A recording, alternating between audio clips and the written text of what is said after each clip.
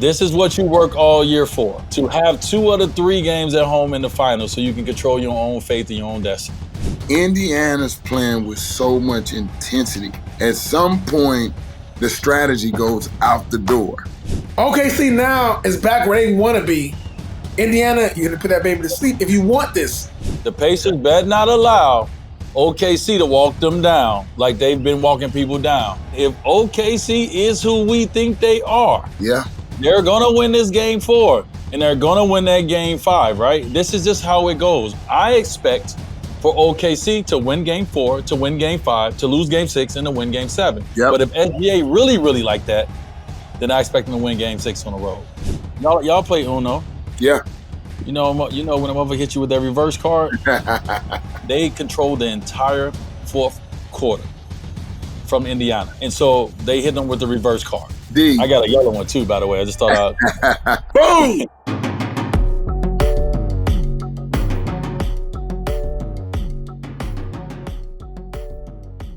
Yo, what's up, everybody? Welcome to a Timeout. We bring you the game right now. We bring you the commentary from Riverside Studio. We all in different locations. It's the 4th quarter right now. Pacers are up 5 in the NBA Finals Game 4. So we're going to see if the Pacers can keep this league and close it out, or we're going to see if OKC can fight back and come back and put themselves back in position to get a chance to win this Finals. Here we go. With 94 feet, you better get him. Better get him, man. Listen, we keep talking about it, bro. Shai is incredible, but he's even better if you allow him to walk and get into his spots. Yeah. Everybody, welcome Chris Johnson to the show, baby. OB. What's up, Chris? Listen, OB. What you got? Little Stella Rose. Little Stella Rose, baby. Little Stella Rose, son. All right, this is what I'm working with over here. Got a little bottle of flowers right here, man. A little Sonoma Coast Chardonnay. You know what I'm saying? Game. And I got me a little bit of little Japanese whiskey. Like that. Okay, with the big ice. We in here. Oh, you got the big ice. Listen, I'm going to tell y'all this. I can't say nothing but great things about OB Toppin. I don't know, but somebody at the game. Who at the game? Dang, somebody was at the game live. Who was that? Bob? Bob went to the game real quick. He back. Bob. I walked out the tunnel. Listen, OB Toppin. Mr. Toppin, I've been working with OB now 3 years, bro. And you could just see the work, bro. You go look at the videos, go look at everything, the work we put in, bro. Like, it's undeniable about the work that he's putting in, bro. Being a great screener, he's moving without the ball, he's cutting, a continual mover, trying to get somebody to understand that at the NBA level that you're not going to always be Dwyane Wade and have isolations. You got to learn how to – that's why they traded him in New York. I was like, bro, this is your motivation. Yeah. And now, look at this dude, man. Catching, shooting, screening.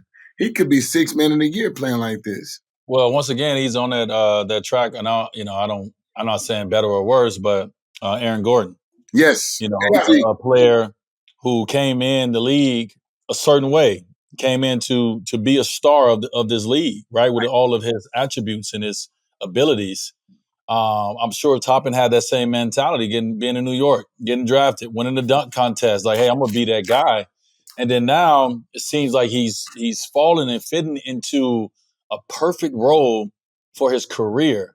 Well, like you said, watching him play, bro, obviously his shot is beautiful. It's quick. He's ready to shoot. He gets it off. He's obviously bigger than most guys who's closing out to him, so that doesn't affect him. But what I'm really impressed with Toppin is his ability to continue to keep moving and cutting and not standing, just waiting at the three-point line. He's getting dunks. He's getting putbacks. Like, he's making an impact. Bro, I'm gonna share some film with the network so that they can see that work that we put in that leads to this. Like, a lot of people don't want to develop like this, bro, but we talk. Wait, y'all TV in front of mine now. What we got going on? Where y'all at versus where I'm at? So put back dunk with Chet. Cut it down to 3. So we're going to the timeout. Okay, so you're like a couple seconds ahead of me. Yeah, just a couple. See, I go to my phone on y'all because y'all know my phone is ahead of y'all. Your phone in the future. Yeah. Your phone living in the future. Yeah, my phone. I'm good. Bob, you can't spoil it, bro. Okay, I'm sorry, but D last episode he was a whole 2 plays ahead. I was like, damn, he's celebrating the shot. I was celebrating the game winner. Y'all was still on the play. We still waiting for the ball to get bounced in. Hey, D, look at this though. Let me tell you this. Indiana, I was talking about game 4, and we were talking about it earlier today at the gym. Yeah. Indiana's playing with so much intensity. Like, at some point, the X's and O's goes out the door. At some point, the strategy goes out the door. Yeah. And it becomes mano a mano. It becomes who's going to weather these storms or these haymakers that are being thrown. Like, I like OB fouling Caruso like that. I thought it was a clean foul, but I did too, actually. I like that he boom, because it set the tone. And if you notice, everything started to get a little chippy. And when it get a little chippy, the referees only can help you so much. How many fouls they gonna call? The one thing that people need to understand as well is that, when you reach the finals, you're playing against a team that you don't have a lot of history versus, right? Like in the Eastern Conference Finals and leading up, you've been playing against these teams in preseason and during a regular season. We played against these teams about 10 to 12 times.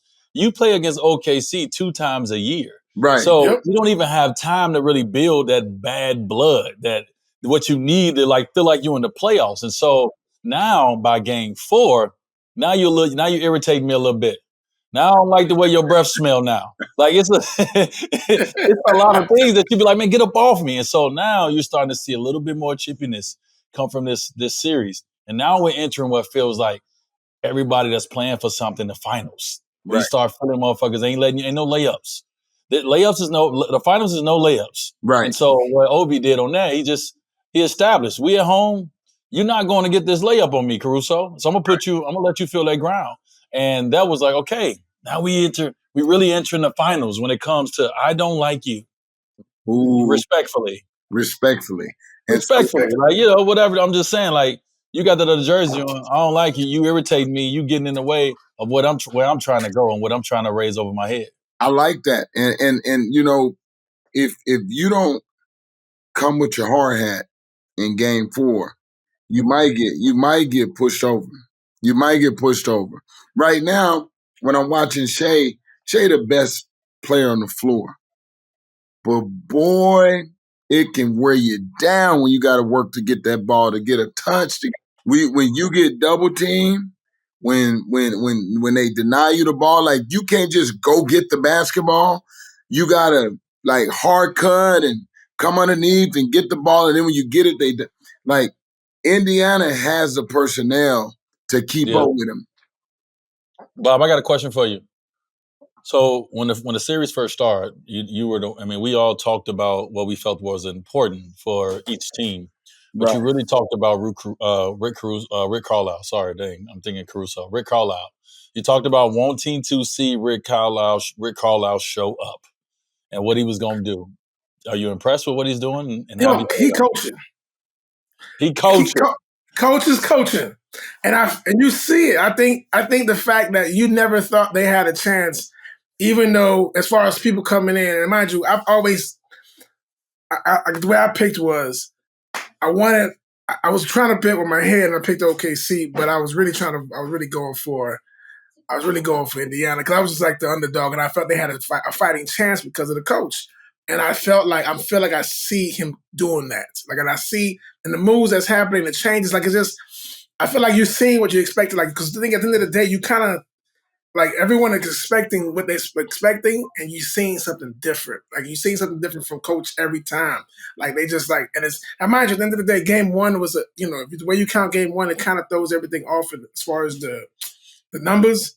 But at the end but he also made the adjustments in the third and fourth quarter after all those turnovers. So he is coaching. And matter of fact, I'm going to give but you know what? I'm also giving a shout out to the whole coaching staff. I don't even want to put it on one person. Yeah. Well, when we say Rick, we talking about his coaching staff. Yeah, we talking about everybody. We're not disrespecting the guy, like the other 11 guys that's over there. But I want to say something right now with 820 on my TV. Same thing that makes you laugh, make you cry. Yep. The Pacers better not allow OKC to walk them down like they've been walking people down. Because if OKC get this win and they get in control of this series and go back home, like this is what I say. If OKC is who we think they are, they're going to win a tough game 4 on the road. And they're going to go and win a tough game 5 at home. And they are at 3-2. And now Pacers, now show me what you got. Because game 7 is at our home court. This is what we worked hard for all year. So the Pacers are playing incredible basketball. But if OKC is who we think they are, they will find a way to win this game tonight, and they will get in control of the series and go win game 5 and be up 3-2 and win game 7 at home. Absolutely. That's how it should go. 100%. But if you're Indiana, you can't lose this game, in my opinion. No. Because I feel like the winner of this game is going to go take it. Because like if OKC wins this and figure out how to walk them down and then get that. But I mean, no walk down. This is a 2-possession game. This is simple. This ain't no walk down. No. But again, you're right, because it was 10. They were up 10 a second ago. Now it's tied. But remember, at this point, the game really don't get started to the last 5 minutes. And, true. Right now it's a 2-possession game on the road. D, what's your theory? Give me a 6-point game on the road. Ooh, nice, tough shot. If I'm the road team, if I'm OKC, I got the MVP on my side. I know that I got a great defensive system also on my side. If you get me within this last 5 minutes, and if I'm within 6, I feel like I got this. But even if I'm within 10, I feel like I can still make a push by 3 minutes if I get within 6, that I got a good chance. So OKC is in a good position right now. Honestly. They are. They have weathered all the storms. They have went through like this. The crowd up there in Indiana, crazy loud, bro. Yeah. Indiana coming out giving you everything, and they've weathered the storm. But now they need their guys to show up. Now, I ain't just talking about SGA. Nope. Jaylen Williams, we need to see it. We need now. We need to see that all-star player in this last. Right now, on my TV is 7:28. I need to see you go to another level.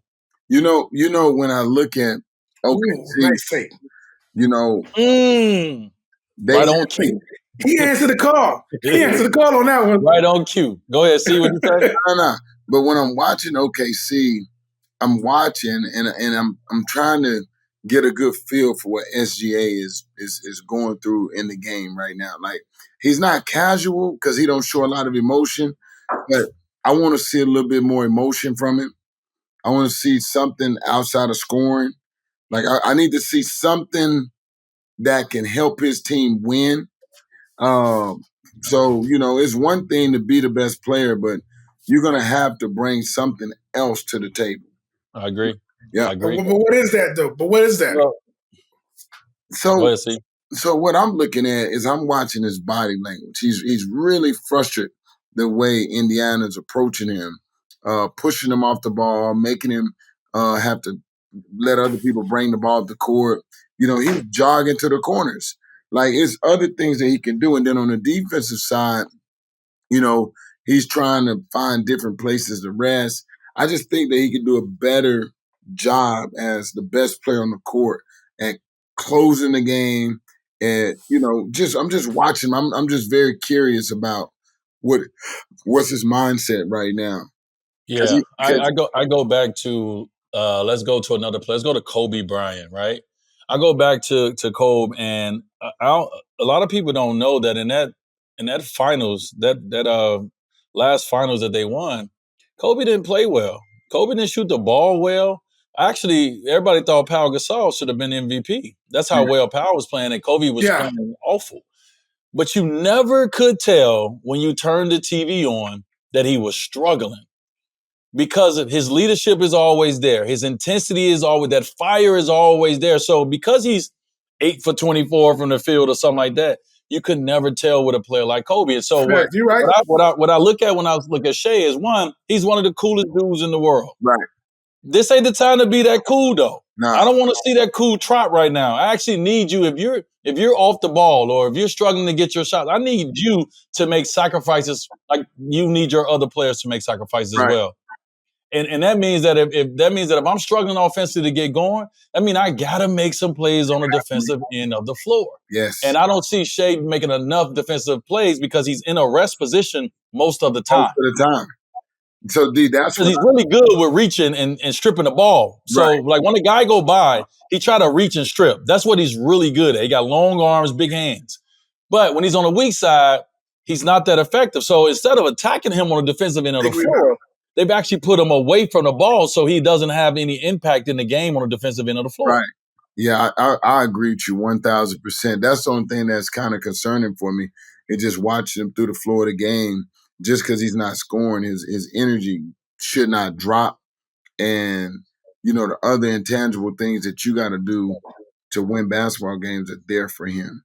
And so that's all I'm watching is just to see that body language because he don't show a lot of emotion. They had to bring size back because you see Miles got that big rebound and because they let Kachuk went out and now he got to come back because they're like they need size now because they need every rebound they can. They need every rebound they can get. Miles Turner, let's give Miles Turner some credit, Bob. You challenged Miles Turner on our show. He probably didn't hear it. He don't care. But on our show to our fans, you challenged Miles Turner. Miles Turner last game, I think Miles had like 5 blocks. Yeah. Yeah, like 5 blocks last game. And so some nights, obviously, he can score the basketball because he may be given more opportunities than other nights. But his role and responsibility since he's gotten back home, he's been taking care of it. Absolutely. 100%. And maybe he's maybe needed some home cooking to get it. But yes, 100%. I feel like now what I wanted was for him not to feel like he was happy to be here. Right now, forget the fact that he's trying to make an impact. And that's all you want at the end of the day. At this point, you need all those extra role players to do something. Because right now, the guys are going to be the guys at the end of the day. You need the other guys to do what they got to do. The other 12, as they call, like you used to always say, the other 12. Yeah. They call themselves the little 12. The big 3 and the little 12. Ooh, nice trip. So got to finish that. Well, good job, big fella. So let's once again, man, Nembhard. Man, Nembhard has been the one thing with SGA where he's really, really good at. He's really, really good at creating space by using his shoulder, his elbow without extending it. It's legal. This is not illegal. It's not. But he's really, really he's elite at that. He's great at it. Nembhard has been doing an amazing job of keeping his body in front. And so not allowing for him to get those angles to push him off when he's off balance. He's been 2 feet flat on the ground, body in front. So when he push him, he ain't going nowhere. So SGA been having to make some tough shots over that young man. You know that. There we go, Jaylen. That's what we need. Show me. That's the boxing technique that I'm talking about with young guys that want to be great defenders. You got to know how to absorb contact and not reach. You got to be able to play body position. And so if you're watching Nembhard, you're watching him play body position defense. He's not reaching. He's not gambling. He's not trying to overplay him. He's not trying to be a shot blocker. He's playing the game from the ground to the down, you know, and that's how you really guard. You cannot be sloppy guarding SGA because he's going to make you pay.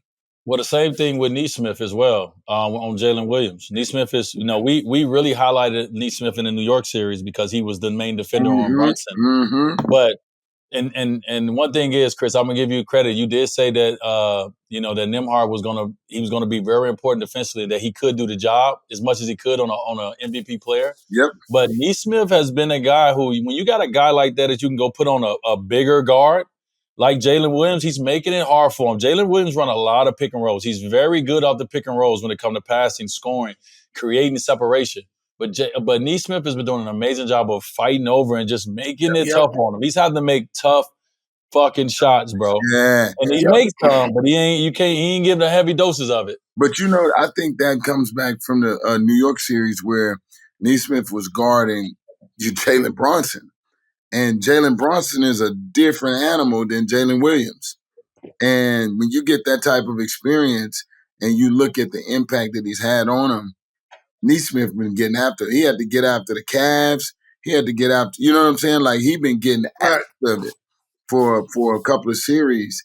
And so Jaylen Williams, I don't think he entered the series yet.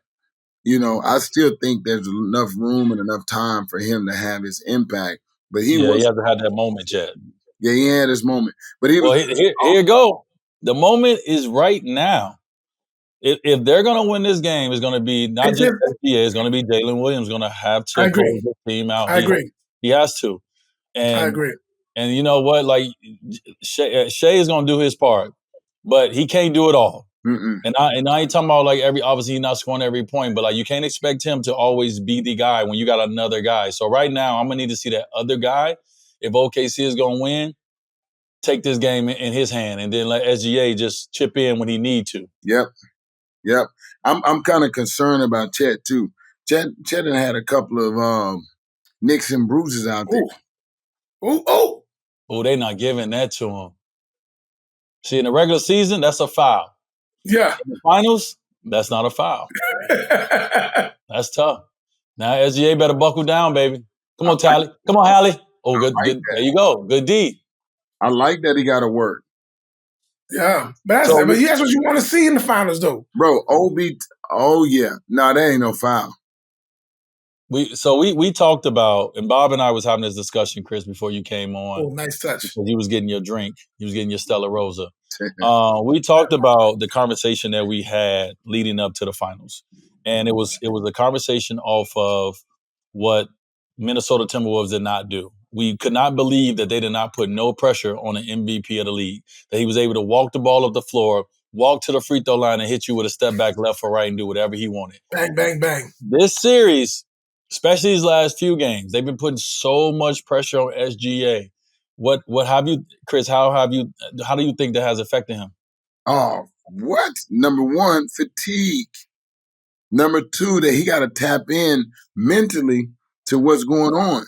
You know, it's so many different ways that you can really attack a player, but when you have the personnel to pick him up 94 feet, when he gives the ball up, because he's taking 2 dribbles and giving it up, they're denying him the ball. So when he got to go back and get the ball, it's a late shot clock almost every possession. So when you look at the impact of having these elite defenders that can pick up, deny him the ball, then he got to work to get the ball back. It's 7 seconds on the clock, and we've already loaded all the gaps. They've literally eliminated what he does.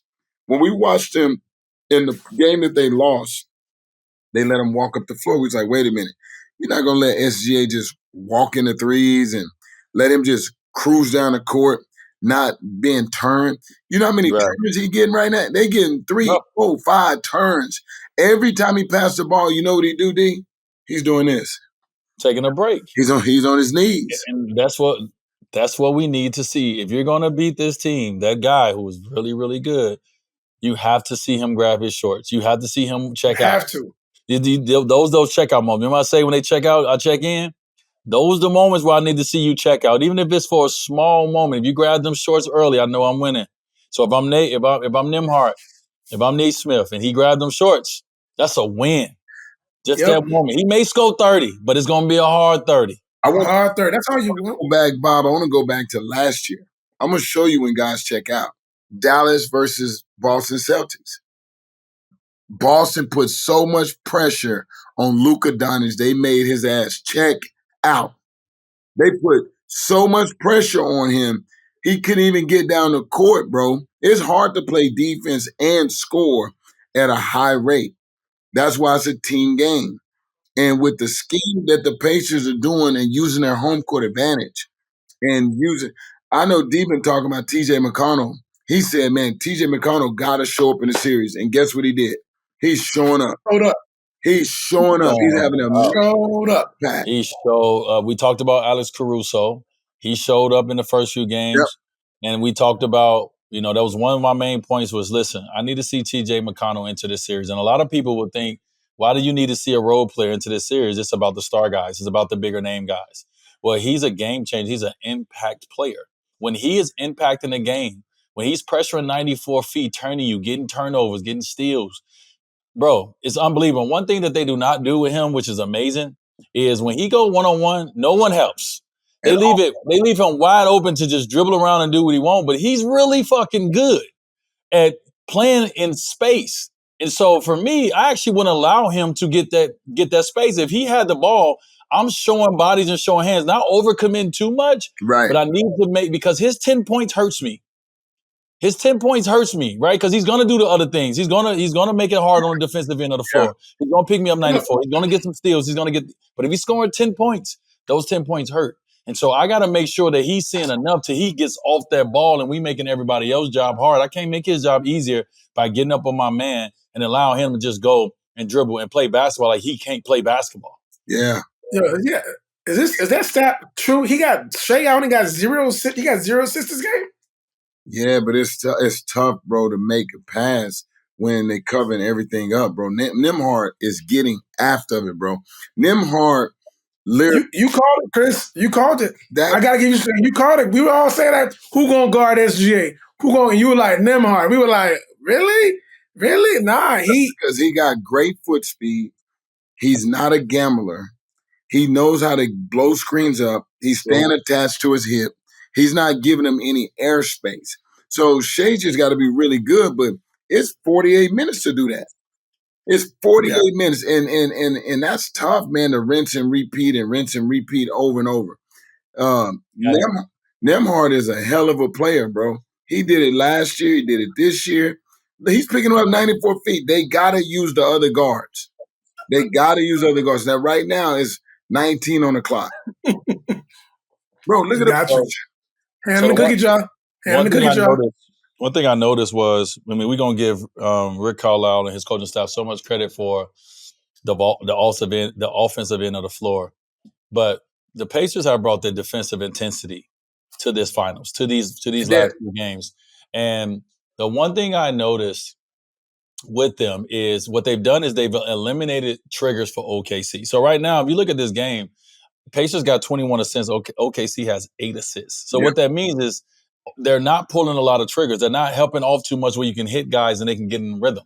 And so they have to really go get these buckets. That's why Jaylen Williams, good take. That's why Jaylen Williams become important if we're going to win this game, because this is not a game where they're allowing us to double so we can hit our big man so he can hit and spray. This is a game where they fighting over, they putting their chest back in front, they making you get a bucket in front of them. They're not allowing for your role players who beat them in the game at home. When Wiggins had 21, they have stopped. They have not allowed that since. Big shot. There you go. It's going to be Shai and it's going to be Jaylen. If y'all going to win, it's going to be Shai, it's going to be Jaylen. Let's go. But you see, AD, have you noticed that they went to this middle ball screen and rolling SGA to the elbow, trying to play isolation basketball? This is not winning basketball, to be honest with you. Like, you got SGA rolling, but they not going to be able to beat the Pacers setting a ball screen and then putting him back in the middle of the floor. It's going to be tough. Pacers are a bit of a defensive team. Hey, listen, you're right, Chris. I agree with you. I disagree when you say they cannot beat them doing that. They can beat them.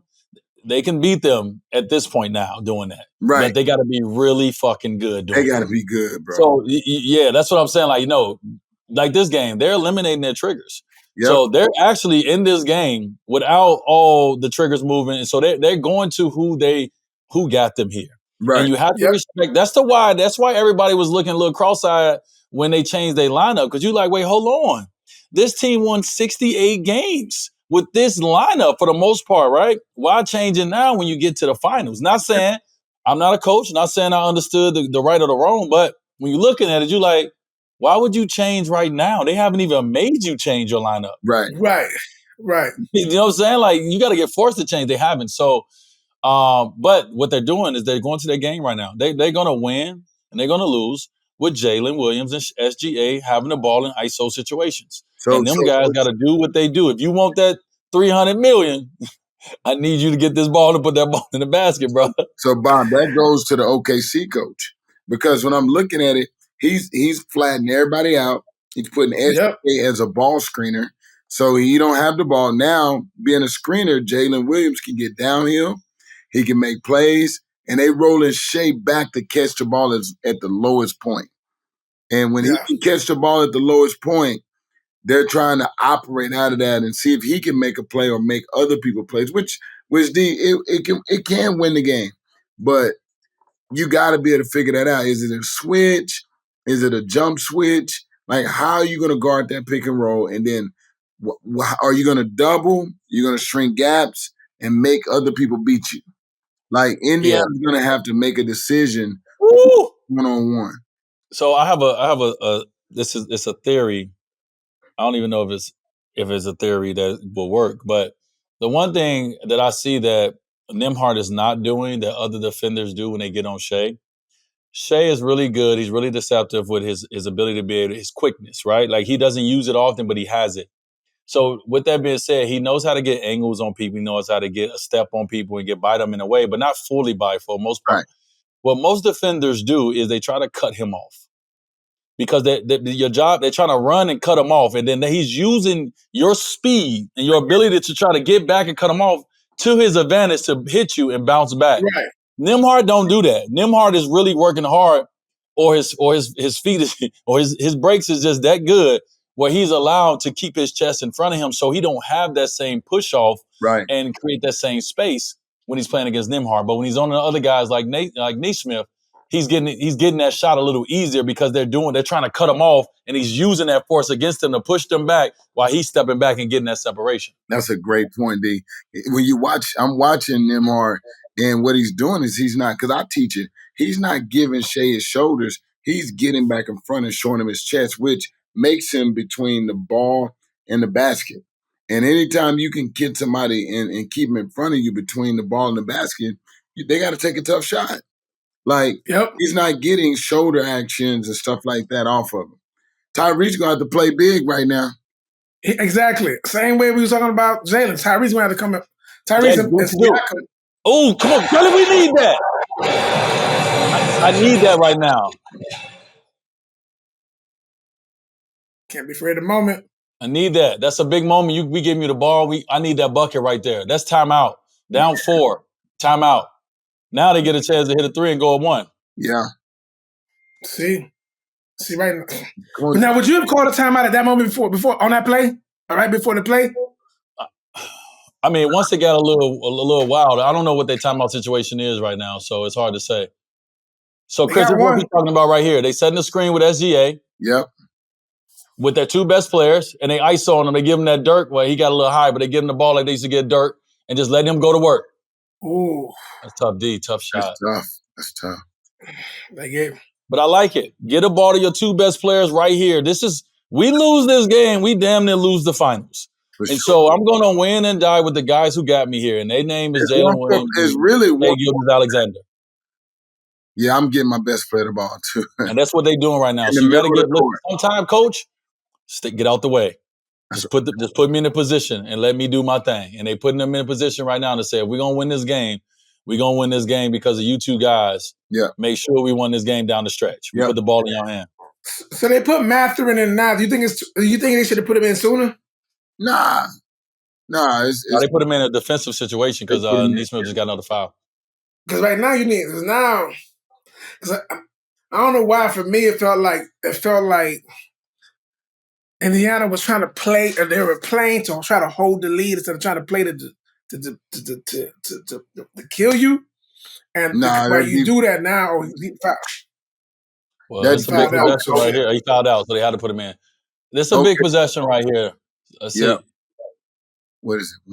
106, 44. I like that. Let Halliburton go one-on-one more than allowing him to put that go to trigger. That's what he's really good at. He was looking for that. Fell short. See, like the thing is at this point when I'm up 4, I'm letting Halliburton go. I'm allowing my one defender at that point and with some help defense to stick with him. Everybody else, stay home with your man. Go with your man. Don't allow for that trigger so Miles Turner could get that 3. That's what he's looking for. I could take a 2. A 3 gonna hurt me, but I could take a 2-pointer by Halliburton at that point. Yep. Right. That's what you're saying. But if you notice, Halliburton is not the breakdown type of player. He is a player that plays pick and roll. Him and Cole. Yeah. So then, in late game situations like this, it's tough on him because you can force him to make 2s, and he's gonna make the right play. But some guys got that bing bing and can get their shot off or get to the rim. Listen, Indiana, this is to be in control of the series like they have been since winning game one. Now, right now, with 23.8 seconds left, you almost in a place where you're out of control of this series. Even though, so I read a stat to Bob, Chris. In this series so far, before this game, OKC had won the first quarter by roughly 23 points. They was a plus 23. The second quarter, they was a plus 3. Yep. And the third quarter, OKC was a plus 7. So they won 3 quarters where they are plus. And then the final quarter, Pacers were a plus 27. That's what the Pacers have won, well, this entire playoffs, but definitely have won this series in the fourth quarter. What I said, same thing makes you smile, make you cry. Right now, we're seeing the reversal of it. We're seeing OKC come in down 7 in the fourth quarter, and now they're in control of this game with 20 seconds left in this game. I think come back to be what Pacers been doing. I was just fussing about the one-on-one ball, but I gotta give OKC coaches some credit. They said if we're gonna go down with our guns blazing, we're gonna put the ball in our 2 all-star hands and let them. Damn right. We're not gonna run no offense. We're gonna get you in the middle of the court, and everybody else 1 foot flat. Get out the way. Move out the way. Out the way. Move out the way. Let's go 1 foot flat. And get out the way, yo. Get out the way, yo. SGA has earned his bread right now. Oh hell yeah! Yeah, he's earned his bread, bro. God. And I'm gonna give props to Chet too in this one because Chet, he been doing some little things that's been like this just all those shots that Indiana keep missing is because usually Chet's in front of somebody. And so it ain't easy. So the shots are like and them little those 50-50 balls, he's getting his hand in there, mixing it up. So for me, outside of obviously SGA and Jaylen, I like what Chet's doing on this one. Chet has been doing. He's been getting active. God dang, SGA freaking turned it on for like 2 minutes straight. Yeah, he did. He got a 30 ball. He was. Listen, it had to be in spurts, bro. You can't do it the whole game when the whole arena looking at you. Right. You have to find these moments in spurts to be better than everybody else. And what he just did right now, he found that spurt. Yeah. Say it again. He scored 11 in the fourth. Yeah, but that's what we expect from him. Right. If OKC is who we think they are, they're gonna win this game 4. And they're going to win that game 5, right? This is just how it goes. Like, we expected I expected the Pacers to win game 3. Yeah. Because they have not played a good game yet, because they were going back home, the energy, the pace they were going to play with. Now let's take the series to the next 3 games or the next 4 games. I expect for OKC to win game 4, to win game 5, to lose game 6, and to win game 7. Yep. But if SGA really, really like that, then I expect him to win game 6 on the road. Boom. If you really about that life and he want to do something, about that life, they don't win another game. Right. Yeah, exactly. Because I'm the best player in this series. Yeah. They may be the better team at certain moments, but I'm the best player at all moments. And so if I'm really, really about that, now after I have my team win this, oh, that ain't good. That ain't good. Oh, whoa, boy. He gonna feel that on the plane. Boy, to be young again. I fall like that right now, boy. I'm telling you, I'm down for almost a month. Yeah, that's tough. I broke my back. I broke my back. Oh shit!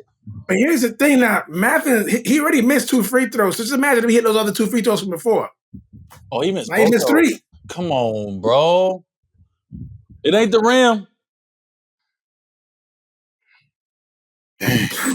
We made the play. Dang, he gonna feel that. No, he gonna feel it. He gonna cry in the car. Dang, he don't need to leave his feet though like that. Man, he was trying to make a play. Yo, if he would have hit all his free throws, they only down 1. Oh, look, foul before the ball got in.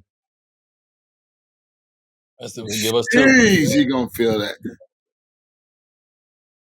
So, right now. So that's why you have N.Smith in earlier. That's why. Well, looking at a young player who was one of the reasons scoring 27 off the bench last game, one of the reasons you won the game. Right. And now watching him down the stretch, and looking at him, he missed 3 out of 4 free throws. Crucial foul right there. Now they get the score with no time on the clock. If you foul a guy before the ball is even inbounded, this is what you get right here. Yep. He gets a shot, then they get the rock. Yep, get the ball. So now they get the score with no time on the clock, and they get the ball back. And so just really crucial plays down the stretch that are meant to focus plays. You got to mentally focus and go up to that line and make those free throws. You can do that. He's a bucket. And you have to be smart defensively at this time, especially when they inbound the ball. Absolutely. Because you get one shot and I get the ball back. Now you got to foul me. We go up 2. Now we go 111 to 104. OKC is 10 for 12 from free throws too. This quarter. Yeah, MVP. MVP did what MVPs does. He did what he was supposed to do. Yeah. Now I got a caption waiting on y'all because I'm ready. Now I'm ready. Letting y'all know. No, it ain't time yet. But he did what he's supposed to do, SGA, in this game. Right? Like we said, coming into this quarter, they down. They went to their guy, and their guy delivered. He calmed them down. Now, it would be some things that he could have done in this game that we would like to see him do better. He's going to have to do better when it comes to them being able to win this series, because it can't just be on offense. Because every night you don't know the flow of your game. You don't know how the ref's going to call it. You don't know what that ball going to go in. So I do want to see FGA make other plays outside of just scoring the basketball. Right. But tonight, we needed him to be the MVP of the league. We needed him to be the best player on the floor, and he did that. And so he did his job. Oh, he did it. He did it. Now we got a series, guys. Let's go. 0-0 again. 0-0. Yes, the best out of 3. Best out of 3. Best out of 3, and you got 2 at home. This is what you work all year for. This is what the regular season is for. Yeah. To have 2 out of 3 games at home in the finals so you can control your own fate and your own destiny. And so the OKC now are going to show us, like I said, once again, they're going to show us if they are who we thought they were. Right. And now to have that home court, that's because mind you lost the first game, so now you got it back. It's big. You know what? You know what I'm thinking right now? Has Indiana played their best basketball? Because they was on fire tonight. They scored almost 60 points in the first half, and last game 64 points in the first half. You don't score 60-something points in a half and not win the game at home. Am I right? Do you know how many points that is? Bro, that's a lot of buckets. So my question is, they hadn't played great, and then they got home and they've been on fire. And to lose this game at home, is this the best the Pacers could be? Here at the Wide Network, we're excited to announce Kicks Crew is our presenting sponsor for our Timeout show with me, Dwyane Wade, for the Eastern and Western Conference Finals, and also the NBA Finals. I know I already showed y'all these, but I got to do it again because they finally ready for you to go get them. I'm so proud of my brother, D'Angelo Russell, for launching his first signature shoe and marking a new milestone for himself and Wade. It comes in 5 different colorways, each representing a unique part of his journey and many more to come. So you can get the Wade D-Lo ones right now on kickscrew.com. Listen, I mean, the Pacers have continued to surprise us. So, you'll be a fool to say that it is, but if I'm looking at just the nature of how the game of basketball is played, you're not going to play better in the next 2 or 3 games on a road than you are at home. Yeah. It just is what it is. And it's a lot of things that helps you do. Not saying certain players won't play better, but everybody not going to feel as comfortable and play as good. So you saw some of the best basketball that you played. Not saying that your game can't travel and you can't win. Right. But it's very hard to say that they're going to go in the next 2 out of 3 games, they're going to go and they're going to play better in OKC than they played in Indiana. Okay. Right. Yeah, and in these 2 games, OKC to me did not look like they had a groove. They didn't look like they were flowing like the way they normally flow. And I knew today, we talked about it earlier. I said, OKC going to have to make it ugly. They're going to have to make it a bloodbath. They're going to have to make it physical. Some people got to get slapped around. And that favors OKC, just an ugly game. In the fourth quarter, it was an ugly game. It was. OKC played half-court offense. It wasn't a lot of running. They played half-court defense, and they came down and they got that ball. They used a whole clock. So they took the possessions. They had more possessions in that fourth quarter than Indiana. Well, they got to their game. Right. They got their game. Right. They didn't play the Pacers game. They played their game. Yep. And the one thing that I think I love to see is that when they play that way, because at the end of the day, when they play like, all right, listen, we got the ball, we're gonna make a play. They got two guys that can do it on their end. Yep. And I feel like with the Pacers, they don't really. It's interesting because I feel like because obviously they can score buckets and they score a lot of points. And they got a great offensive game. I don't look at Hallie or any of the guys like that. It's like you that guy that's gonna just like give you the ball and you gonna just get 1-on-1 and just get a bucket by yourself because that's who you are. I feel like they get a lot of their stuff kind of like in transition, kind of like things work out for like at least for what I've seen. So now, like you said, the way they play today favors OKC because now they was able to just walk it down. Like Chris was saying, they were able to get to the top of the key and just go straight down. Bro, they literally made it an ugly game. The game in the first half was open court, spacing, running, movement. I mean, it looked like Indiana was finna run away with it. Right, it did. I thought so too for a second. Right, bro. The way Indiana was playing on all cylinders, that's what I said. OKC just won a tough, sluggish game. Yeah. They you need that. You need that on your resume. Y'all play Uno. Yeah. You know when a mother hit you with that reverse card, it's something about that reverse card that it'd be hot. It's something about that reverse card. They hit them with the reverse card. When we talked about them in game one, remember game one, OKC was playing at a level, the crowd was crazy, but the Pacers stayed right there. They didn't go too far away. Yeah. Game 4, the OKC did the same thing. Pacers was clicking on all cylinders. Crowd going crazy. Everybody there. They didn't stay that far away. They go into the fourth quarter only down 7, even though they have not played the game the way that we feel that they need to play the game to win. But they stayed right there. And then they played their game in the whole fourth quarter. They controlled the entire fourth quarter from Indiana. And so they hit them with the reverse card. They hit him with the reverse card. And it was a reverse card. And mind you, they had the Uno. They was already Uno out. They only had one card in their hand.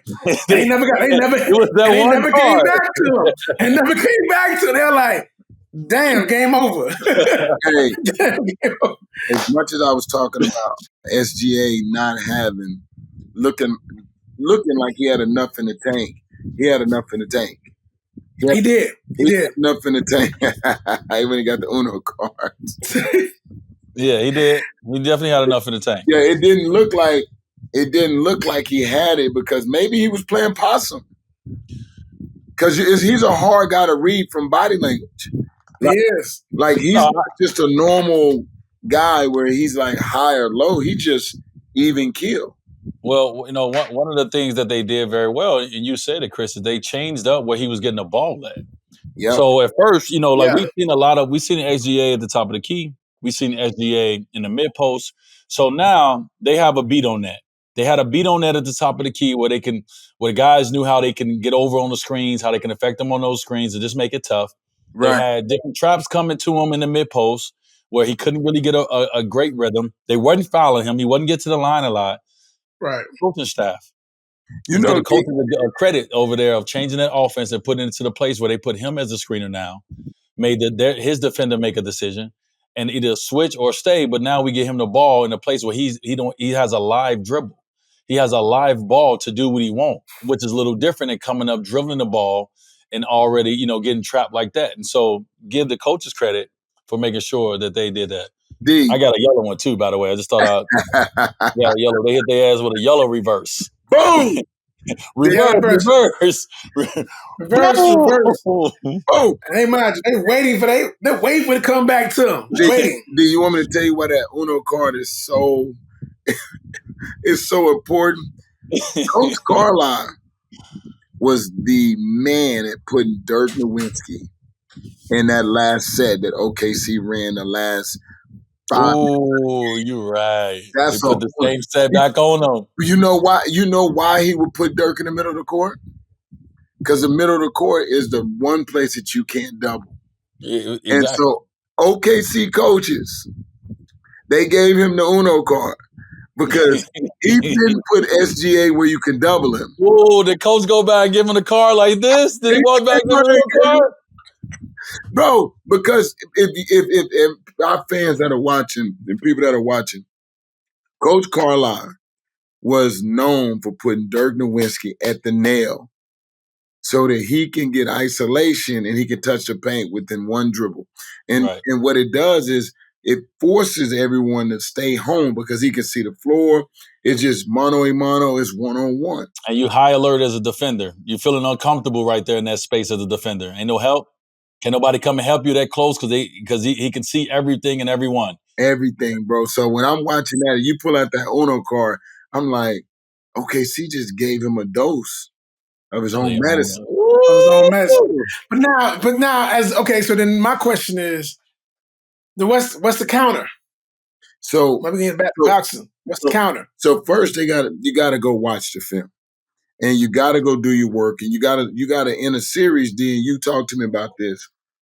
It ain't about the game you just played. You gotta go back and you gotta have every game, and you gotta go back and say, okay, do I pull my zone out?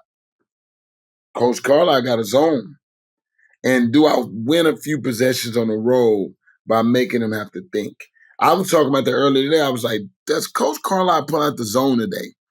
Coach Spo could pull out that zone on you and change the game for a few minutes to keep his team and give his team an opportunity to win. So I think for Indiana, it's a matter of talking about not how they're going to stop SGA. It's a matter of how they're going to continue to attack that rim and attack that basket, get to the free throw line I like that. when it counts the most. So let me make sure I say this, Bob. Jaylen Williams had 27 points tonight. Dang. 27. He was 8 for 18, which right under 50%. Yep. And this game was won once again. Obviously, everyone did their part, but this game was won by the two best players. Put the ball in Shea's hand, shot 24 shots, and Williams shot 18 shots. And them guys delivered, right? So let's make sure we say that. When it comes to the adjustments that you got to make, here's the one thing when it comes to when you make an adjustment. When you make an adjustment on a great player, it only takes them so long to figure it out. So they made the adjustment on SGA last game. Yeah. Threw him off a little bit, had him a little uncomfortable, even early in this game a little bit. Then he figured it out because he's a great player. He's a great player. So you better come up with something else now because that ain't just 94 feet pressure ain't just going to be the thing because now OKC has made an adjustment to what they can do to that. Now SGA don't have to bring the ball up. He can now he can set screens in different places on the floor, which he did an unbelievable job of. I see him set a back screen for somebody that got a wide open layup because the defense don't want to leave him. So they're now using him as a screen even more. So OKC is making their adjustments. And so I think the thing is when you're playing against a great player, you have to keep them off balance. And so I want to see what Rick Carlisle and this team do in these next 3 games with SGA to keep him off balance because now he's seen different coverages from you guys. And he's found a way to master all the coverages eventually. It's just you want to catch him where he runs out of time, right? So I think what Chris said is really just keep trying your best to keep him off balance. And even though you're going to try that, he's still great. Yeah. And so he's still going to do his thing. I don't think SGA is the key when it comes to that.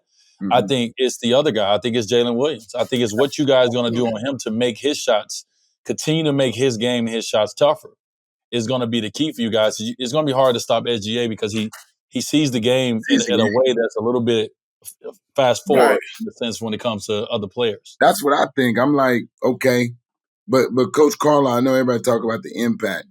Coach Carlisle has been in the finals before. He understands the importance of like small adjustments and tweaks and different things like that. And the reason why I keep screaming zone, you don't have to live in it. And you don't have to come out and play it in the first half. But you got to be ready in the second half to steal 2, 3, 4 possessions when it matters. And maybe that's early in the third quarter because OKC is a great third quarter team. They're an unbelievable third quarter team at home. They score, they get out in transition, but most importantly, they defend. And the reason why I pick OKC from the beginning, because I feel like they had the best defensive system that this year in the NBA. And that's where it's going to be tough on them. Yeah, it's going to be tough. And also, too, I think one thing SGA has shown is his ability to be able to trust his teammates. And so, that was one of my strengths as a player was, I trusted my teammates And that's one of LeBron's strengths, right? People give him a lot of flack for trusting his teammates in the most important moments of the game. Right. A lot of people ain't going to trust their teammates in the most important moments of the game when you are that guy. But I remember playing in Indiana down the stretch and how they were playing me. I knew how they was going to play me. They was going to make sure that I wasn't the one who could beat them, right? Or LeBron wasn't the one that could beat them. UD wound up hitting some huge shots. I don't know if you remember, he wound up hitting some big mid-range shots, flaring out of getting out of the trap, flaring out, hitting a baseline jumper, hitting a free throw jumper, just hitting some big shots. And so once you give me a heavy dosage of what you're going to do to me, at some point I'm going to figure out a way to counter that. And so my counter to that was, I trust this guy. I know this guy is ready for this moment. So please come and trap me, because all I'm going to do is take this trap and I'm just going to leave it for UD to do his thing. And his thing was to put the ball in the basket, which he did very well when we played in Indiana for a big closeout game versus them. Did you guys notice how OKC in the last 5 minutes of the game defended Tyrese Halliburton? How they defend him? They did a much better job of keeping him in front of him, like making him a one-on-one player. So how do you make Tyrese Halliburton a one-on-one player? You got to switch all screens. Well, that's what they did. Bob mentioned Chet. Chet was big in that he was standing in front of Tyrese. He had his length. And he was making Tyrese find those angles. He couldn't find those angles to get his shot off, to get comfortable. So you're right. So down the stretch, they didn't do it until like the last 5 minutes. They saved it. They saved it. Right. And so because early in the game, he was getting down the hill a lot. Making a lot of plays for his teammates. You're showing and getting back. Right. But for the last 5, they switched it, and Chet had to guard him one-on-one about 8 possessions at the end of the game. And I thought that was the game changer in this game, was how they can see. Well, not only can't see, Bob, you can't pass the ball to someone on a switch. They switching everything, so it's one-on-one. So now we're a better one-on-one defensive team than what you are an offensive team. The way Indiana play, they share the ball. Go back and look at the first half. Everything is screen, pitch, hit, go, back cuts, cut out of there. They switched out, and you'll watch Tyrese in the last 5 minutes. He was handling more. He was trying to get downhill more. He was giving more of an effort in scoring than actually getting the other guys the shots that they need. You know who we missed in the last 5 minutes for Indiana? Pascal Siakam. Yeah. I was thinking of Pascal Siakam, who's been playing very well for them in the last few, and especially coming back home, and even in the first half. In those last 5 minutes, do you remember seeing him involved? I don't even remember seeing. I don't even offense or defense. I don't remember seeing him do anything. Right. So, I agree. He's a player who got missing in those last 5 minutes, and that's Tyrese. When they started flooding Tyrese out, it takes away his main strength. His main strength is getting downhill, his ability to be able to pass the ball, get his teammates involved. That's what he was doing early. They took that away because they flooded it out. They did a better job of that. And so now, just like I keep talking about with OKC, need Jaylen Williams to do his thing. They needed Siakam at home, the guy who's won a championship. MVP of the Eastern Conference. MVP of the Eastern Conference. Tyrese, I got it. I got us. I will not allow us to lose this game at home, because I know if we win this game, it's over for them dudes. Over. We didn't see that. I need to see that kind of energy, that mentality. Like, I saw them still playing a game. Fuck the game. Now, listen, this is dire. Listen, we got to go so hard in this when it comes to, hey, they doing an amazing job. Pay respect to them that they took Tyrese out of it, in a sense, right? They didn't allow him to get downhill so I can get open shots. So you know what? This is why y'all pay me the big bucks. Bring that ball over here, coach. I got us. I'm gonna make sure we don't lose this game. I'm a guy who's been here before. And so we didn't see Siakam down the stretch, which we know they need. They're going to need these next to win 2 more games. But I tell you, Bob, in Phoenix, when Phoenix was up 2-0, two wins mean nothing. No, you're right, and you said it. You said right, because once they figure you out, he said, "Oh, they figured him out." No matter what it was, hey, you can be up 2-0. You like this? Did I tell you that Milwaukee was going to win that championship? You said after imagine they were 0-2 at that moment, and you were like, "Oh yeah, they figured him out." Phoenix is up 2-0. We went to dinner that night. Now, man, you see, we there to support our guy CP. We want him to win. Right. I saw enough for the game, and I told Bob, I said, this is gonna hurt me to say this. It's over with. I remember that. Milwaukee will win this finals. Yeah. Do you see the? Do you They see figured the it same out. thing? Do you see the same thing happening in this series? Well, like I said, if OKC is who I think they are, they're gonna win this. They're gonna win this. Exactly. This is a pivotal game for them to win this finals. If they win Game 4, they put themselves back in control of the series, and they did that. This was a hard fucking win to go get, and they went and got it. So they are showing us, like, all of us keep saying when it comes to OKC is we haven't seen it, they haven't proven it, and every moment that they get a chance to prove it, they proven it. Fucking prove it. Didn't they prove it in Game 4 versus Denver? Yeah. In Denver, Game 4, when Shea walked off in Game 3 smiling, everybody was like, "Oh, why are you smiling?" They came back and won Game 4 in Denver on the road. They continue to keep proving it. So I have no other reason to go against what we picked when it comes to we think OKC is going to win this finals. Right. But Indiana is so good that they're not going to give you this finals. You're going to have to go and take it from them. But you know the good thing about what you're saying right there, D, is that, man, this finals is good. And not only is it good, it's unpredictable. You know, when you're looking at unpredictability in sports, because they're trying to crown a new champion. You're trying to crown somebody that is going to take the podium for the first time. Mm-hmm. We're going to put somebody else in front of the NBA for the first time for months. First time. Until the next season. Major. That to me is what hurt by watching me kind of like wishing for the underdog Indiana. I kept saying, I did what I said. I said, whoever wins this game, start of the fourth quarter, is going to win this championship. Is going to win this chip. Because OKC now is back where they want to be. Indiana, you better put that baby to sleep. You better put that baby to sleep if you want this. If you want this, Bob, I think put them to sleep now. I'm impressed. Because you want to play with your food. I'm impressed with OKC right now. Forget everything they did for the last 2 years. Forget the MVP. All those things are great. I mean, it's amazing. But this is the most impressive that I've watched OKC because, one, they do have a young coaching staff over there, and they're going against a very veteran staff on the other side, at home, with the momentum, playing very well. And to get into that fourth quarter where it's winning time, where the Pacers have been outplaying everyone in the world, they fuck around and outplay the Olympic team the way they've been playing in the fourth quarter. Maybe I went too far. But they've been outplaying. And for them, for that coaching staff to put together an offensive game plan and a defensive game plan to be able to put themselves in a position to now be back in this finals, that's very, very impressive. And so I will give love to that coaching staff over there because sometimes your coach need to help you and sometimes they need to get out the way. Today they need to help, and they helped them. So big shit over there on that side. No, facts. It's like a dogfight, Bob, and I called it Game 7. I said, OKC Game 7. This is a 7-game series. This is not a 5. This is not a 6. Indiana's going to win in Indiana. OKC going to win in OKC.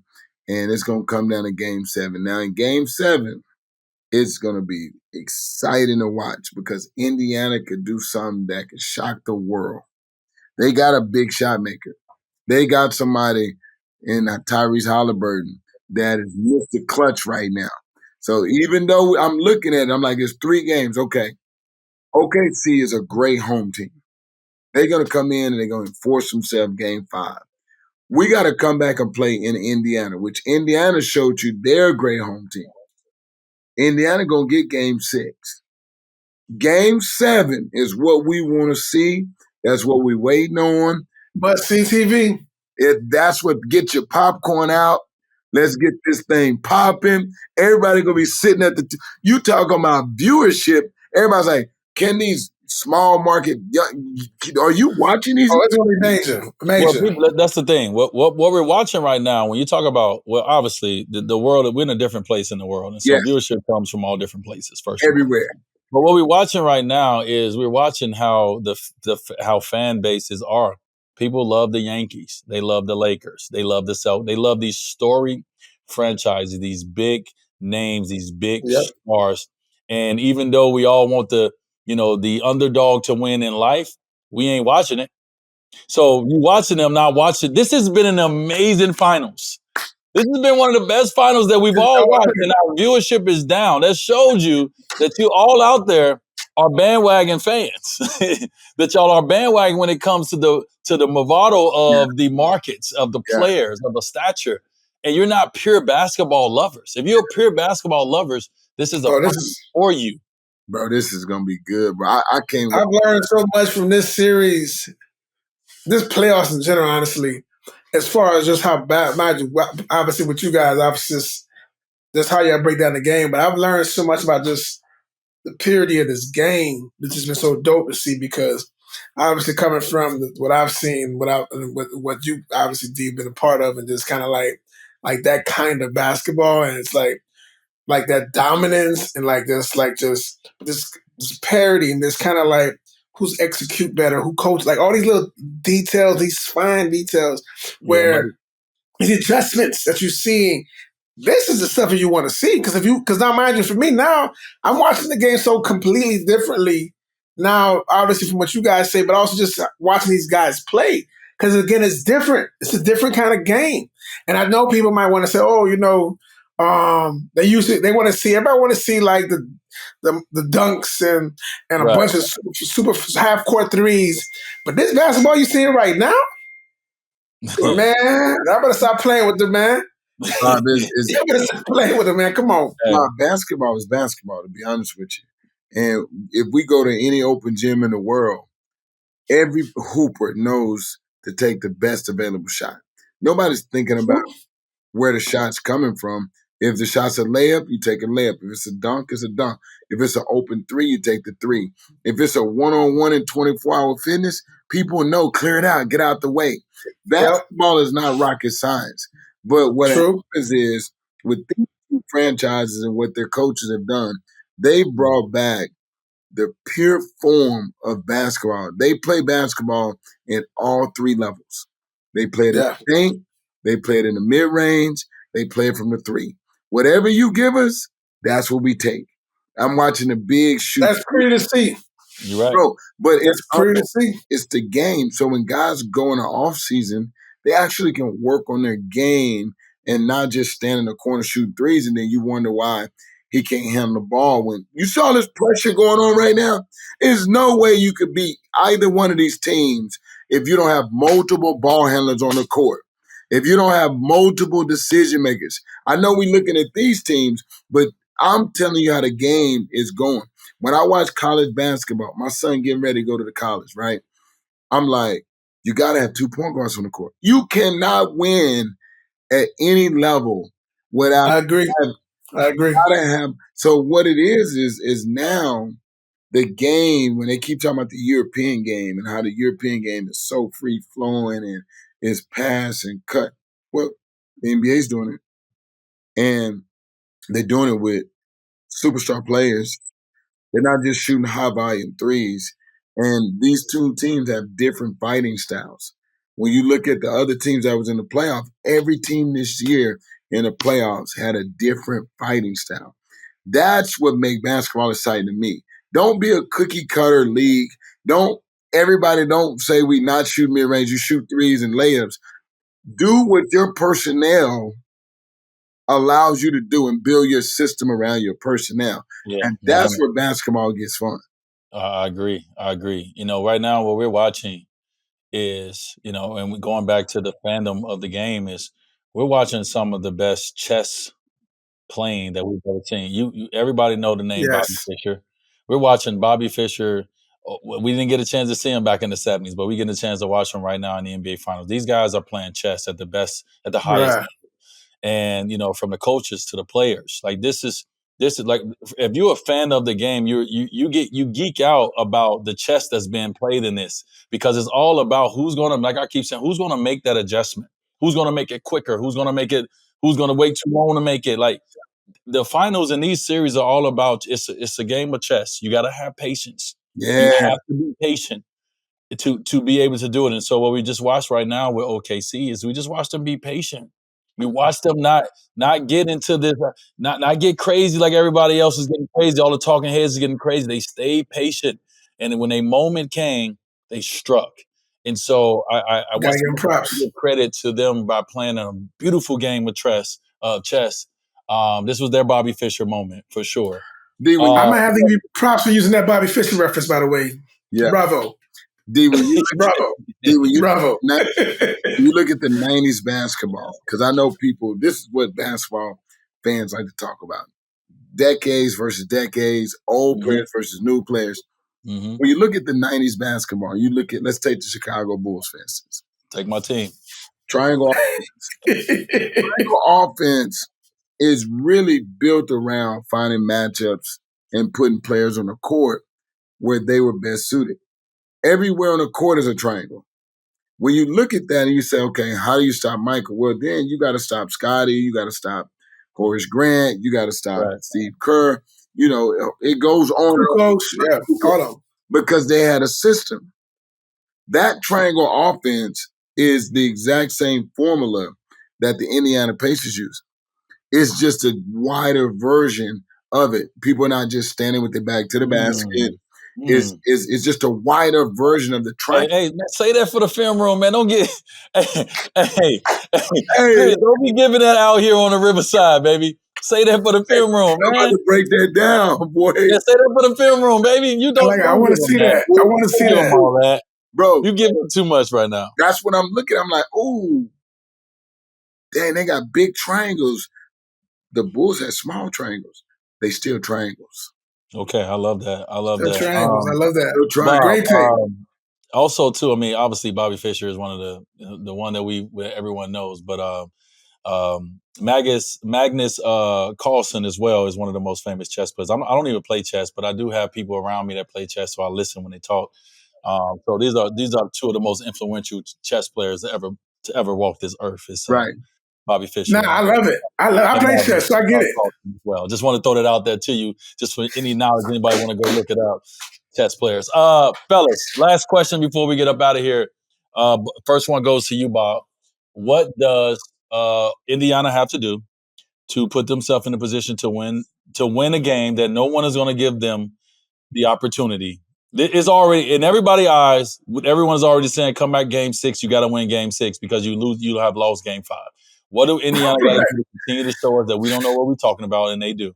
For me, I think they have to adjust quickly in the sense of whatever the game is going. I feel like they didn't adjust quick enough towards the end of the game. Like Chris mentioned, OKC changed and they changed their game plan. They changed it again, and they never adjusted to the change. So it's almost like we still kind of like staying in the same where. Like you said, on the up and the down, like the game taketh and the game giveth and the game taketh away. Coach is coaching, but you gotta you can't almost not out coach or overthink the coaching process too.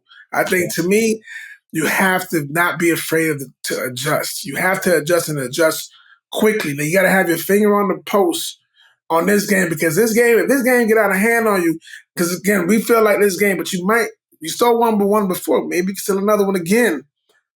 It was the only way it's going to happen is if you adjust. Well, you're going to have to steal another one again if you're going to win. 100%. But it's better to steal that first one than the second one, though. Yeah. Because that first one is going to be, it may not be easier, but Game 7 in OKC? Yeah, it's going to be tough. I like it. It's going to be tough. All right, Chris, what do OKC have to do to make sure that they take this momentum, take this win that they just got, and don't give it back? Make sure that they really understand they got home court advantage back. This is what they worked all year for. What do they have to do right now to make sure they go home, Game 5, take care of business? I like what they did in the last 5 minutes. I think they got to go back and revisit it and look at when they actually switch that Chet was okay. Like, he didn't get killed, and it forced Tyrese Halliburton to be a one-on-one player. What I want to do with OKC coming back home is I want to eliminate how many people Tyrese can get involved in this game. Mm-hmm. So how do I do it? I apply pressure, I switch, and I don't give gap support. I say, Chad, and to my other big guys, you can do it. Play one-on-one basketball, contain him, and force him to shoot tough shots. And I think that's the game changer for OKC. It's going to be that hard hat, that defensive system. But I love the fact, because I'm watching film, I'm going to go back and watch when they going over and they're in their traditional defensive system, it allows Tyrese to navigate, to probe, to decision make, to look them off. But when you switch, you got to get to your one-on-one bag.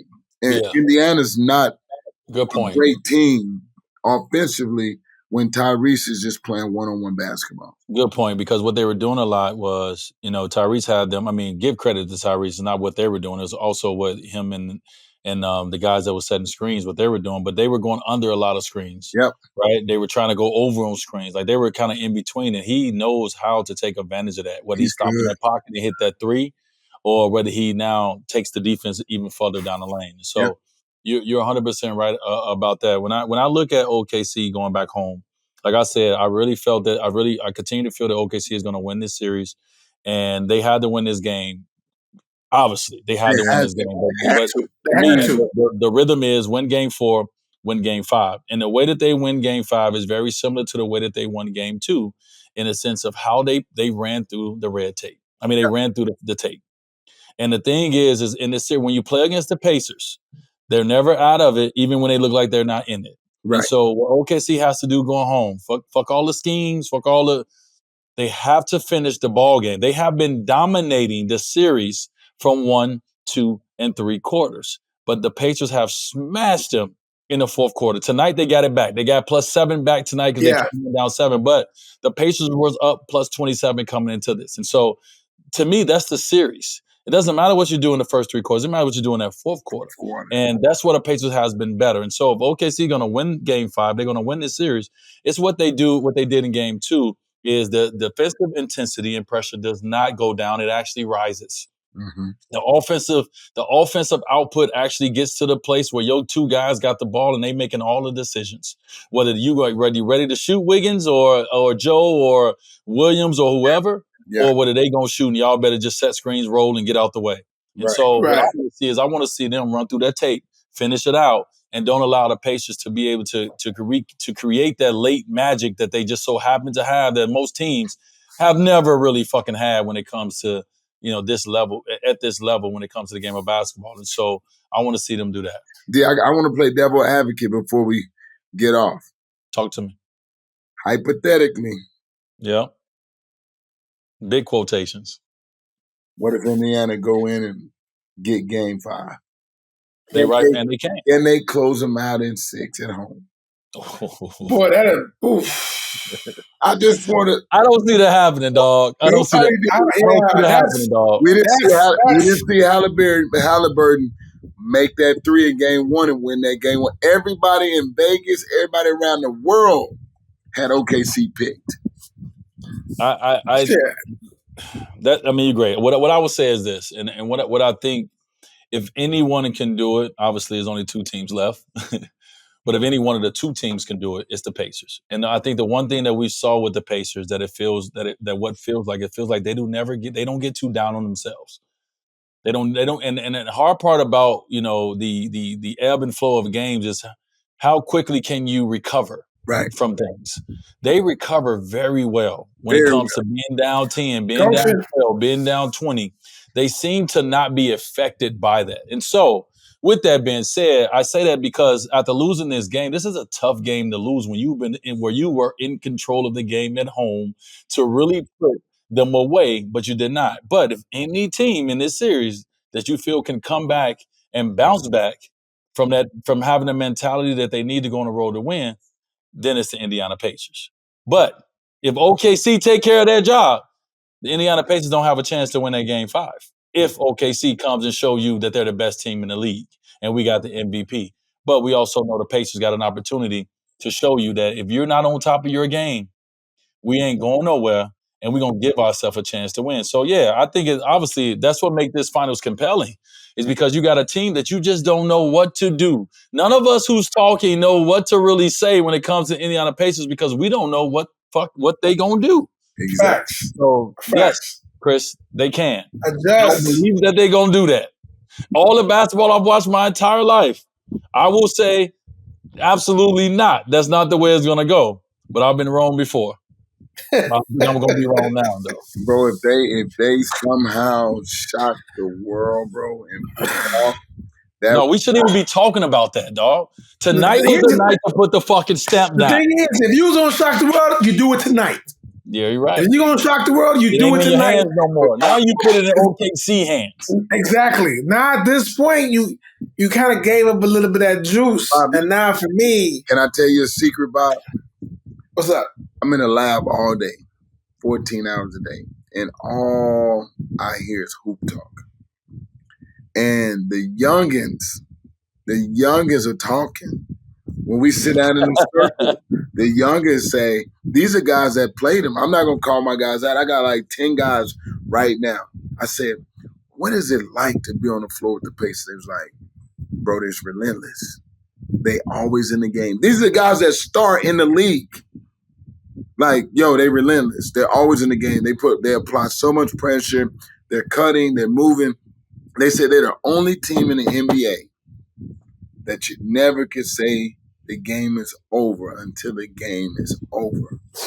So when you have that opportunity, so I asked in front of them, I say, the last time I checked, whenever you say a team is never out of it, they're never out of it. Man, but they got the MVP over there. Well, listen, fellas, we've been going about an hour and 20, man. Great conversation. Can't wait to the next game. This episode right here was powered by Stella Rosa, by Flowers, and by that Japanese whiskey. That yummy. You know what I'm saying? This episode was powered by being at home, being in our comforts, watching the game, and getting our drink on, man. Tonight we didn't have our guy D, right? As he was at Top 100 camp with his son, my godson, out there doing what he do. But to be able to jump on with my brothers and talk the game in real time, man, is always special. And so, this finals for us has been presented by Kicks Crew and Timeout. Continue to keep going, man. And we pop up on Riverside so we can give you guys analysis in the middle of the game while things is going on. So my brother Chris Johnson, my brother Bob Digital. Just Bob. I'm D Wade, man. Thank you guys. When we back? When are we back? When we back? When are we back? Is it game 6? The game. We back game 6 in New York. We back game 6 in New York. We got Fanatics Fest. We going on Fanatics Fest. We taking Wide Network to Fanatics Fest on June 20th. And so June 19th is game 6. We back game 6 on Riverside. We'll all be together. We'll find ways to be able to have this conversation. But we coming back for game 6, baby. All right? We've been New York. All right, man. Appreciate you guys, man. Love.